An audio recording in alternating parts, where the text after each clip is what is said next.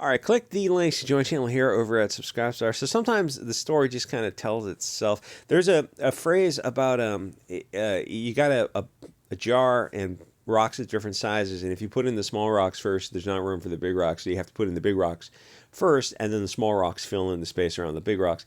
That's kind of what it is about having kids and having a family. It's like if you're young, you know that's your priority, as it really should be. That has to come first, and everything else just fills in around the side of it.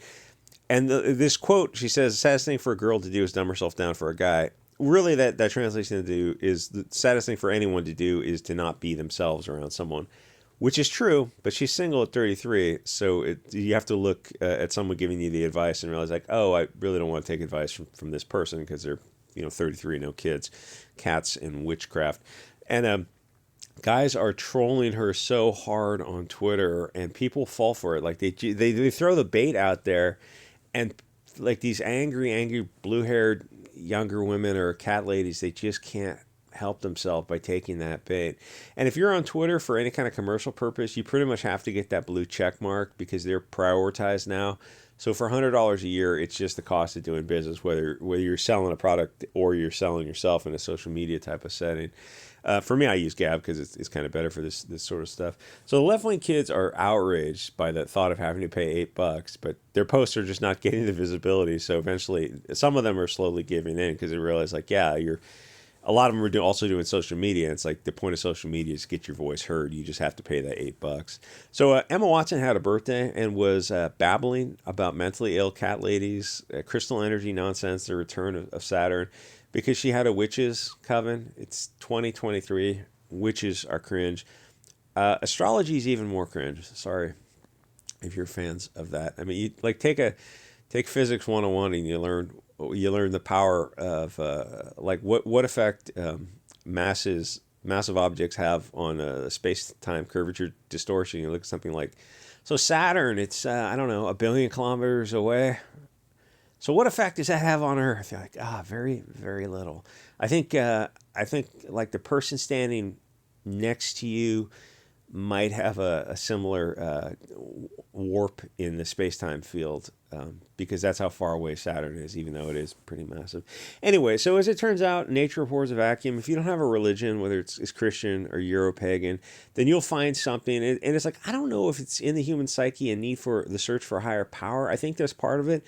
But I think a big part of it might actually just be the tribalism that goes along with some sort of religion. And before Christianity, it was going to be Euro-paganism. And I mean, it's like it's all mixed together. But it's like, I think that tribalism might have something to do with it.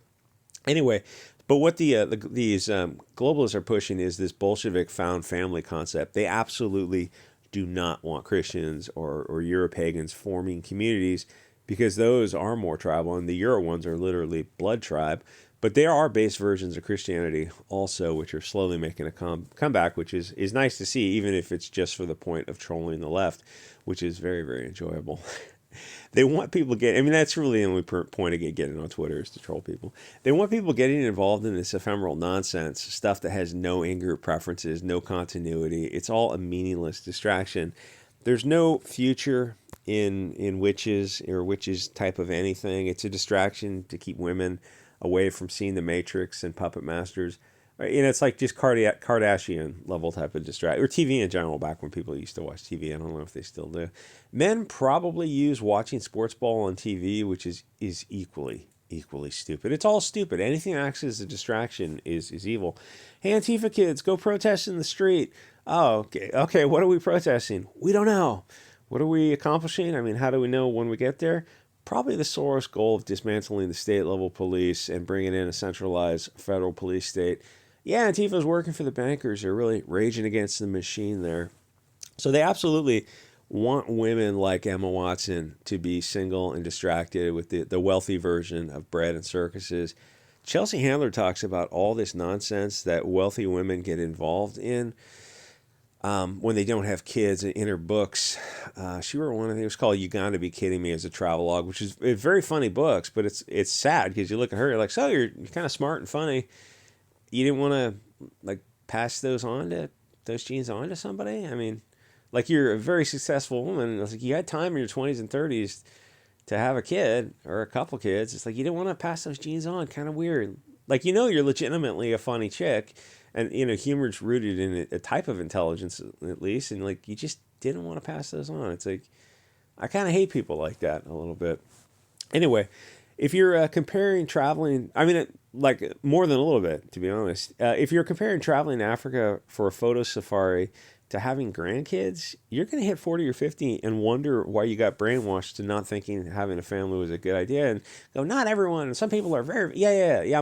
We're talking about bell curve averages. We're talking about averages. On average, there's going to be a lot of regret if you hit a certain age and you don't have those kids and grandkids. Like, yeah, absolutely. On average, the bell curve plot, it's like that doesn't lie.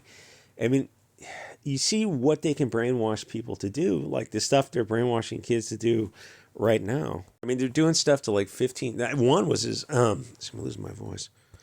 All right, one was as young as like 12 years old. They're doing stuff to kids, and you look at them like, or even with those who are over 18, you look at them like, so you think you might regret this decision, in a decade or 2 decades? It's like you're 18. You got a long ways to go. Like you're still, if you're a male, you're going to be fertile for a long time. You think maybe you want to think twice about this? No, this is totally the right decision. You go, yeah, we were 18 also, and those decisions we mostly made at 18 were not the right decisions. This is all just like everyone knows where this anyway. So she sets a great example because she's worth millions and she's 33 and starts. I guess there's numerology involved if you want to go down that path and the return to Saturn, and started babbling about her chakras being aligned with her crystals and her sacred vagina. Seems like some women, like, they hit a certain age and they just get endlessly fascinated. It's navel gazing, but it's a little bit lower. So there's this quote about her from her about a woman should not dumb herself down for a man, which is true, but it also sounds like an excuse to be a pain in the ass, which is, like a lot of those feminist chicks are very much pains in the asses. It's like, but you're single, and you're trying to give other women advice, and you're single. Something's not adding up here. So advice from her is perhaps something to do, to not take so seriously, or to look at the person giving you advice, and go, are you're. It's like the female version of controlled ops almost. I think there's a feminist, Brittany Venney was talking about this feminist girl who was, I don't know, talking about something about relationship advice, and she's like 28 and single, and you look at her like, yeah, 28's getting up there. I know, like, feminists say it's not, and like, I'm not, like, there's a weird whole like manosphere MGTOW kind of like women hater club, and it's like, it's not coming from that. I'm saying like 28 biologically, it's getting up there. You probably want to have kids if you're going to do it. It's like, is it really that hard to meet a guy? No, it doesn't have to be Mr. Right. It just has to be Mr. Oh, it's got a decent family. Oh, okay, that's gonna have to be good enough. It's like, yeah, that's why most people, arranged marriages, I think, honestly, are going to be making a comeback if anyone wants to turn this ship around. Anyway, so the whole point of this is to show how subverted the globalists have made the West. They push women like Emma to think not having kids is somehow glamorous. Or again, I mean, these people will defend kids destroying their ability to produce offspring. It's like, how brainwashed do you have to be to defend, like, what would be just a monstrous abomination to do? And it's like, now you have women who are openly defending this kind of stuff. Interesting days. So the power of Hollywood and the publishing industry too. I mean, part of it is going to be a Darwin model to people who are doing that. But I mean, it's a shame to see, no matter what. Like, anyway, so the power of Hollywood and the publishing industry to control people's minds is freaking amazing.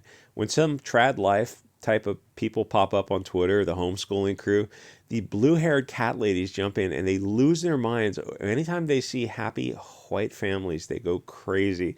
And I think some of the trad life homeschool crew, I swear to God, some of the stuff they're doing is trolling the left wing. Because you see these miserable blue-haired obese cat lady weirdos jump in there, and you look at them, it's like, nobody's taking your advice because you're a miserable person. You go through your timeline, you're talking about self-harm once a week, and you're on a half a dozen medications. Nothing you have to say is of value until you get some help and get off those medications and stop obsessing about hurting yourself. Like, why you would think, the hubris you have to think that anyone would listen to you. Anyway, all the complaints are coming from people who are wearing What are those panties in front of their face? And that new weird BLT flag. It's not the rainbow flag, or it's not even the rainbow flag, because rainbow's got 7 colors, and the rainbow flag that they created has 6 colors. So I don't know the colors well. It's like a pastel color scheme of blue, I think, and white maybe. It's code for I need attention and I'm fat. The angry thing they have over happy European Americans is insane. The homeschooling thing really gets them because they know that schools are globalist cultural Bolshevik propaganda centers to push white kids to sterilize themselves. You got to be insane if you can't see what's going on by now. It's just history repeating, obviously. They won't tear down the statue of Magnus Hirschfeld. I would say Saint, but he was playing for the other team. Someone on Twitter posted that meme of Lucifer saying it's pretty weird that people who hate religion would choose to worship the bad guy. I get it if you're an atheist, but then why would you align yourself with the lower pantheon of specifically one of the... I think Lucifer is coming from the Abrahamic religions, because Mediterranean and Norse pantheons did have an underworld, but it wasn't the same. It wasn't exactly a hell like the Middle Eastern religions have.